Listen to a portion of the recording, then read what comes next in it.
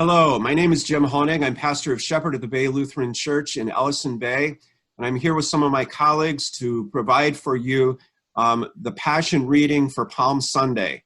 And I'm just going to let them go around and introduce themselves now. Hi, I'm Pastor Beth Maha. I'm the interim pastor at Bayview Lutheran Church in Sturgeon Bay. And hi, I'm Peter Manoia. I'm pastor at Tonham Forest in Clay Banks. Hi, I'm Trent Zeitler. I'm the pastor at Haynesville Lutheran Church in Idlewild. Alan Schaffmeyer, pastor at Trinity Lutheran Church on Washington Island. The Passion of our Lord Jesus Christ according to St. Matthew. Glory to you, O Lord. Now Jesus stood before the governor, and the governor asked him, "Are you the king of the Jews?" And Jesus said, You say so. But when he was accused by the chief priests and elders, he did not answer. And then Pilate said to him, "Do you not hear how many accusations they make against you?" But he gave him no answer, not even to a single, so that the governor was greatly amazed. Now, at a festival, the governor was accustomed to release a prisoner for the crowd, anyone whom they wanted. At that time, they had a notorious prisoner named Jesus Barabbas. So after they had gathered, Pilate said to them, "Whom do you want me to release for you? Jesus Barabbas or Jesus, who is called the Messiah?" For he realized that it was out of jealousy that they had handed him over. While he was sitting on the judgment seat, his wife sent word to him. have nothing to do with that innocent man, for today I have suffered a great deal because of a dream about him. And now the chief priests and elders persuaded the crowds to ask for Barabbas and to have Jesus killed.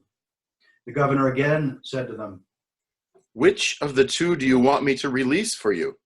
and they said, Barabbas. Barabbas. Pilate said to them, "Then what should I do with Jesus, who is called the Messiah?" and all of them said, Let him be crucified. and then he said, "Why? What evil has he done?" but they shouted all the more. Let him be crucified. So when Pilate saw that he could do nothing, but rather that a riot was beginning, he took some water and washed his hands before the crowd, saying, "I am innocent of this man's blood. See to it yourselves."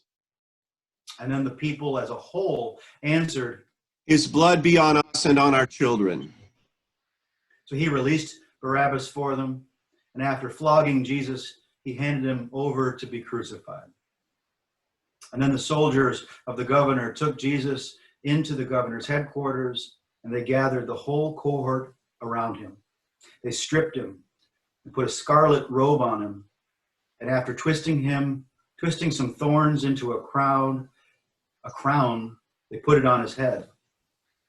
They put a reed on his right hand and knelt before him and mocked him, saying, Hail, King of the Jews. They spat on him. They took a reed and struck him on the head. And after mocking him, they stripped him of the robe and put his own clothes on him. Then they led him away to crucify him. As they went out, they came upon a man from Cyrene called Simon. They compelled this man to carry his cross.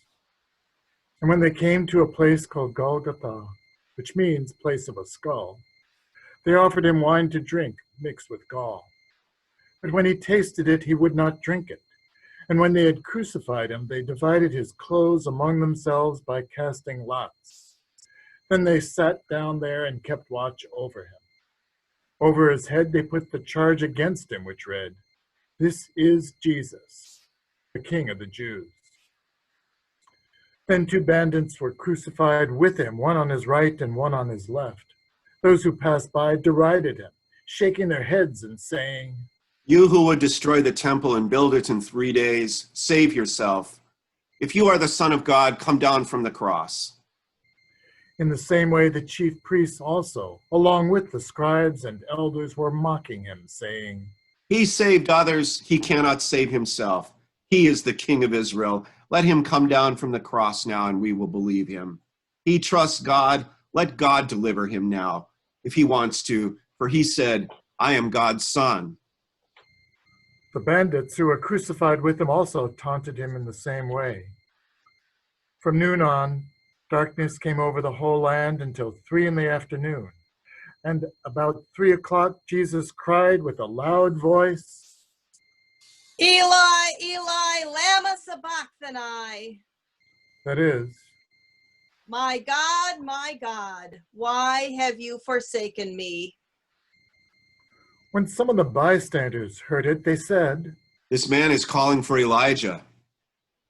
at once, one of them ran and got a sponge, filled it with sour wine, and put it on a stick and gave it to him to drink. But the others said, Wait, let us see whether Elijah will come to save him. Then Jesus cried again with a loud voice and breathed his last. At that moment, the curtain of the temple was torn in two from top to bottom. The earth shook and the rocks were split. The tombs also were opened, and many bodies of the saints who had fallen asleep were raised. After his resurrection, they came out of the tombs and entered the holy city and appeared to many. Now when the centurion and those with him who were keeping watch over Jesus saw the earthquake and what took place, they were terrified and said, Truly, this was God's son. Many women were also there, looking on from a distance. They had followed Jesus from Galilee and had provided for him. Among them were Mary Magdalene, and Mary, the mother of James and Joseph, and the mother of the sons of Zebedee.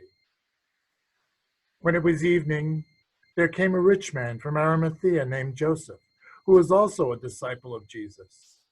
He went to Pilate and asked for the body of Jesus. Then Pilate ordered it to be given to him. So Joseph took the body and wrapped it in a clean linen cloth and laid it in his own new tomb, which he had hewn in the rock. He then rolled a great stone to the door of the tomb and went away. Mary Magdalene and the other Mary were there, sitting opposite the tomb. The next day, that is after the day of preparation, the chief priests and the Pharisees gathered before Pilate and said, Sir, we remember what that impostor said when he was still alive. After 3 days, I will rise again. Therefore, command the tomb to be made secure until the 3rd day. Otherwise, his disciples may go and steal him away and tell the people he has been raised from the dead. The last deception would be worse than the first. Pilate said to them, You have a guard of soldiers. Go, make it as secure as you can. So they went with the guard and made the tomb secure by sealing the stone. The Gospel of the Lord.